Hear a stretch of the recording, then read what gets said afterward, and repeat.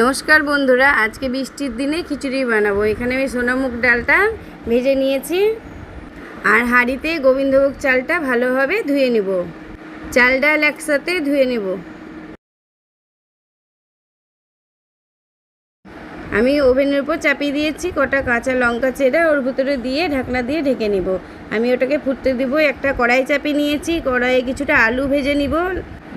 ওই তেলে আমি খানিকটা পনির ভেজে নিলাম। খিচুড়িটা পনির খিচুড়ি হবে, নিরামিষ। পনির ভেজে তুলে নিয়ে গোটা জিরে, শুকনো লঙ্কা, তেজপাতা, আদা থেতো করে আমি ওর ভিতরে দিয়ে নিলাম। তারপরে বড় সাইজের একটা টমেটো কেটে রেখেছিলাম, টমেটোটাও দিয়ে নিলাম। টমেটো দিয়ে একটু লাল করে ভেজে নিয়ে আমি একটু জিরে গুঁড়ো দিয়ে দিলাম, হলুদ আর লবণ পরিমাণ মতন দিয়ে আমি ভালোভাবে কষে নিব। কষে আমি খানিকটা আলুটা ভেজে রেখেছিলাম, ওটা দিয়ে ভালোভাবে কষে নিব।